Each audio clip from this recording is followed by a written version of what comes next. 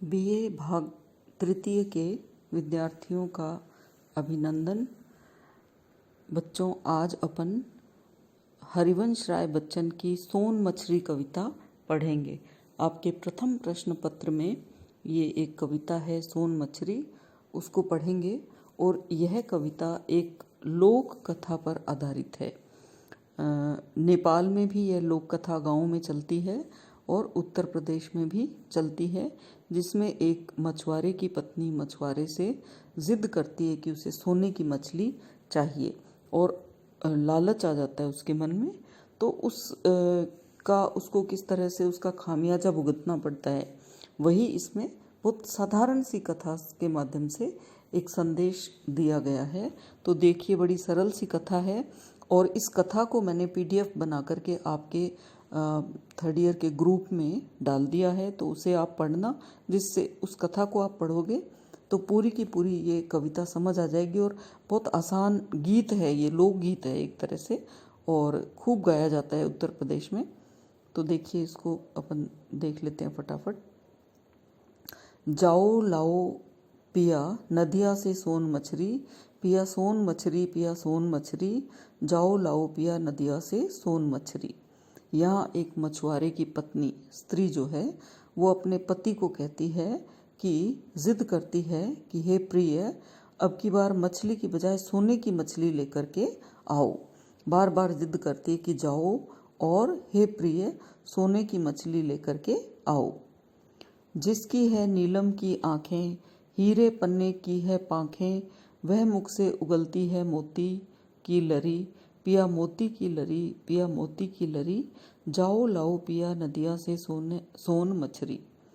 अब वो स्त्री जो है वो मछली लाने का जिद करते हुए कहती है, मछली के सुंदरता का वर्णन करते हुए कहती है, जिसकी है नीलम की आँखें, ऐसी मछली सुंदर सी जिसकी नीलम की आँखें हो। नीलम एक रत्न होता है, नीलम के पहाड़ होते हैं, तो उसमें सुंदर रत्न निकलता है जिसके आभूषण बनते हैं। तो बहुत ही कीमती रत्न होता है। तो वो कहती है कि उस मछली की नीलम की आँखें हैं, हीरे पन्ने की है पाँखें, और उसकी जो पंख हैं वो हीरे पन्ने की बनी हुई है। हीरा सफ़ेद रंग का होता है और भी कई रंगों के होते हैं, पन्ना हरे रंग का होता है। तो वो स्त्री जो है वो इस प्रकार से उस मछली के मोह में पागल होती है कि उसकी आंखों से विस्मृत नहीं हो पाती है। और वो कहती है कि ऐसी मछली जो सोने की बनी हुई हो, नीलम की जिसकी आंखें हो, हीरे पन्ने की जिसकी पाँखें हो, पंख हो, वह मुख से उगलती है मोती की लरी। और जब वो मछली मुख खोलती है तो मोतियों की लड़ियाँ उसके मुख से निकलती है। यानी वो इतनी कीमती है, नीलम की आंखें, हीरे पन्ने की उसकी पाँखें और मुख से मोतियों की लड़ियाँ निकले, ऐसी सुंदर मछली लाके दो, पिया मोती की लरी, पिया मोती की लरी। प्रलोभन में आई हुई स्त्री जो है वो अपने दिमाग को कहीं खो देती है और कहती है कि वो मोती की लड़ी वाली मछली जो है लाओ, हे प्रिय, जाओ लाओ पिया नदियाँ से सोन मछली, नदी में से जो है सोने की मछली मुझे ला करके दो। तो यहाँ स्त्री हठ का चित्रण किया गया है। पुरुष, सीता ने सुबरन मृग मांगा, उनका सुख लेकर वह भागा, बस रह गई नैनों में आंसू की लरी, रानी आंसू की लरी, रानी आंसू की लरी, रानी मत मांगो नदियाँ की सोन मछली। वो लाचार पुरुष जो है वो उसे रोकता है और कहता है कि सीता ने सुबरन मृग मांगा। सुबरन यानी सोने का। सीता की कहानी आपको पता ही है। वनवास के दौरान सीता ने स्वर्ण मृग को देखा और राम से कहा कि मुझे ये स्वर्ण मृग ला करके दो। तो वो उसको याद दिलाता है कि इतिहास से हमें सीखना चाहिए। और स्त्री हट जो है, बिना बात का जो हट है वो नहीं करना चाहिए, चाहे कोई भी हो, पुरुष हो स्त्री हो। तो ये इस प्रकार के हट नहीं करना चाहिए। हट का परिणाम बुरा होता है, ये बताते हुए वो इतिहास से सबक लेने की कहता है कि सीता ने स्वर्ण मृग मांगा, उनका सुख लेकर वह भागा। और उस मृग ने क्या किया, उनका सारा सुख चैन लेकर के भाग गया। यानी सीता का हरण हो जाता है और इतना बड़ा युद्ध होता है, इतना संघर्ष होता है, सबको कितना तनाव होता है। तो ये सब स्वर्ण मृग मांगने के पीछे स्वर्ण मृग तो नहीं मिला, बल्कि तबाही हुई, बस रह गई नैनों में आंसू की लड़ी, और आंखों में आंसू की लड़ियां रह गई। इधर राम लक्ष्मण और उधर जो है सीता, सबकी आंखों में आंसू की लड़ियां रह गई। तो वो बार बार कहता है, रानी आंसू की लड़ियां रह गई, रानी मत मांगो नदियां की सोन मछली। हे रानी, नदियों की सोन मछली मत मांगो, क्योंकि इसमें जो मृग तृष्णा है, ये इस तृष्णा के पीछे भागने पर आंसू ही मिलते हैं। जाओ लाओ पिया नदियां से सोन मछली, पिया सोन मछली, पिया सोन मछली। जाओ लाओ पिया नदियां से सोन मछली, पिया डोंगी ले सिधारे, मैं खड़ी रही किनारे। आगे कवि कहते हैं, बच्चन कवि कहते हैं कि स्त्री जो है वो बहुत ही हठी है, बहुत ही जिद्दी है, और कहती है जाओ प्रिय नदियां से सोन मछली लाओ, बस सोन मछली मुझे ला कर दो। वो रट लगा लेती है, जबकि उसके पति उसे कहते हैं सोने की मछली के पीछे भागने, तृष्णाओं के भागने के बाद तो आंसू ही मिलते हैं, पर वो स्त्री समझती नहीं है और जिद लगा देती है कि मुझे तो सोने की मछली और नदी से ला के दो। जबकि ये सत्य है, वो कहता भी है, उसको लोक कथा जो चलती है ना, उसमें वो कहता भी है कि इस प्रकार की कोई मछली होती नहीं है और ये सिर्फ सब कहानियां हैं, लेकिन वो स्त्री मानती नहीं है, जिद कर लेती है, हट कर लेती है। फिर आगे की कथा क्या है, पिया डोंगी ले सिधारे, मैं खड़ी रही किनारे, पिया लेके लोटे बगल में सोने की परी। कि फिर जो है नाव लेकर, डोंगी यानी नाव, नैया लेकर के उसके पति चले जाते हैं उसके बहुत ज़्यादा कहने पर, और वो किनारे पर खड़ी रहती है। पिया लेके लोटे बगल में सोने की परी, और फिर जो है वो उसके पति सोने की परी लेकर के लौटते हैं। यानी जब वो मछुआरा वापस आता है तो उसके पास में कोई सोने की मछली तो होती नहीं, बल्कि एक अन्य स्त्री होती है, वो उसके साथ लौटता है।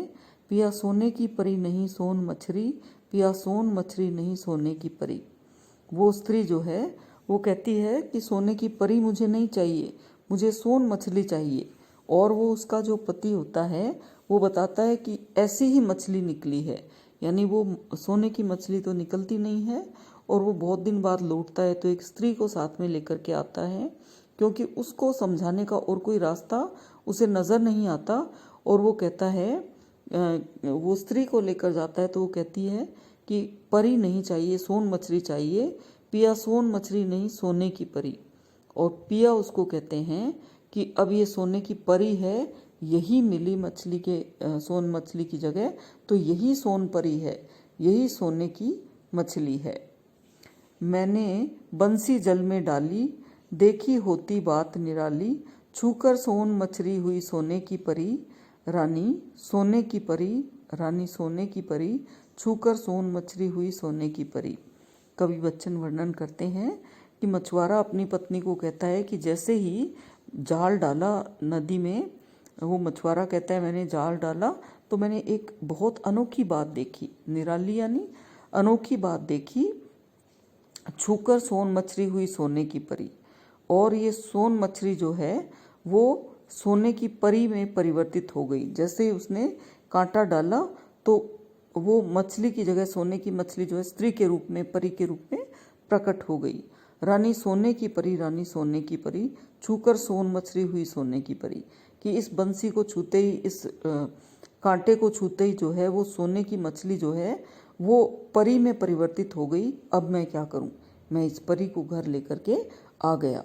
अब मेरे पास कोई रास्ता नहीं था, तुमने सोने की मछली मांगी, जैसे ही कांटे को डाला तो उस कांटे को छूते ही वो मछली जो सोने की थी वो परी में परिवर्तित हो गई, तो अब मेरा कोई वश नहीं। स्त्री अब क्या कहती है, पिया परी अपनाए हुए अपने पराए, हाय मछली जो मांगी कैसी बुरी थी घरी, कैसी बुरी थी घरी, कैसी बुरी थी घरी, सोन मछली जो मांगी कैसी बुरी थी घरी। वो स्त्री विलाप करने लगती है जब देखती है उसके घर में उसका पति दूसरी स्त्री लेकर के आ गया, तो वो उसको बड़ा पछतावा होता है अपने किए पर, अपनी बेवकूफ़ी पर, अपने जिद पर। और वो कहती है कि प्रिय जो है, जो अपने थे वो पराये हो गए हैं, क्योंकि वह स्त्री अब उनके साथ रहने लगी। तो उसको बड़ा दुख होता है कि कैसी मछली मांगी, कैसी बुरी घड़ी आई थी, मांगी कैसी बुरी थी घड़ी। मैंने सोने की मछली मांगी, वो कितनी बुरी घड़ी थी कि प्रिय जो थे, अपने जो थे वो भी पराये हो गए। कैसी बुरी घड़ी, कैसी बुरी थी घड़ी, सोन मछली जो मांगी कैसी बुरी थी घड़ी। अब वो उस वक्त को कोसने लगती है जब उसने सोन मछली मांगी और कहा कि मैंने बहुत बुरा किया, लालच किया, तो मुझे आज ये दिन देखने पड़ रहे हैं। उसे पछतावा होता है। जो है कंचन का भरमाया, उसने किसका प्यार निभाया, मैंने अपना बदला पाया। वो बड़ी दुखी होती है और समझते हुए कहती है कि जो सोने की के भ्रम में पड़ा है, सोने के मोह पाश में पड़ा हुआ है, उसने कभी किसी का प्यार नहीं निभाया। इसलिए मैंने सोने से प्यार किया, स्वर्ण से प्यार किया, अपने पति से नहीं, तो मैंने अपना बदला ही पाया है। बदले में वो सोने की जगह स्त्री लेकर के आता है। तो वो कहती है कि मैंने अपने किए की सजा पाई है। मांगी मोती की लरी, पाई आंसू की लरी, पिया आंसू की लरी, पिया आंसू की लरी, मांगी मोती की लरी, पाई आंसू की लरी। विलाप करते हुए वो स्त्री कहती है कि मैंने मोती की लड़ियाँ मांगी थी, लेकिन आंसू की लड़ी मुझे बदले में मिली। हे प्रिय, मुझे मोती की लड़ी की चाह थी, लेकिन पाई मैंने आंसुओं की लड़ी, तो अब मेरे भाग्य में केवल आंसू है। जाओ लाओ पिया नदियाँ से सोन मछली, पिया सोन मछली, पिया सोन मछली, जाओ लाओ पिया नदियाँ से सोन मछली। अंत में इस प्रकार वो विलाप करती है। गीत जो है वो समाप्त होता है। वो कहती है, जाओ नदियाँ से सोने की मछली लाओ, हे प्रिय सोने की मछली लेकर के आओ नदियाँ से। इस प्रकार यह कथा समाप्त होती है। तो बच्चन ने इसके माध्यम से इस लोकगीत को इसमें लिया है, ये बताया है कि तृष्णा और अनंत इच्छाएं, बेसिर पैर की जो इच्छाएं होती है, उनके कारण कभी कभी व्यक्ति जो है, जो कुछ उसके पास है उससे भी हाथ धो बैठता है। यानी क्या शिक्षा ली आपने इससे कि आपके पास जो है आप उसमें खुश रहिए। अगर आप उससे ज़्यादा पाने की, बेवजह की चीज़ें पाने की इच्छा करते हैं बिना मेहनत के, तो आपको उसका परिणाम भुगतना होगा। उस स्त्री की तरह जो अपने पति के साथ सुखी थी, वो रोज़ मछलियाँ लाता था, पर उन मछलियों में उसे संतुष्टि नहीं थी। सोने की मछली मांगी, परिणाम निकला कि उसे मछली तो मिली नहीं और पति से भी हाथ धोना पड़ा। दूसरी पत्नी लेकर के उसका पति आ गया। तो बच्चों, पढ़ना, आप इस चैनल को लाइक करना, सब्सक्राइब करना, अपने मित्रों में शेयर करना और सभी को इस ग्रुप से जुड़ने का कहना। धन्यवाद।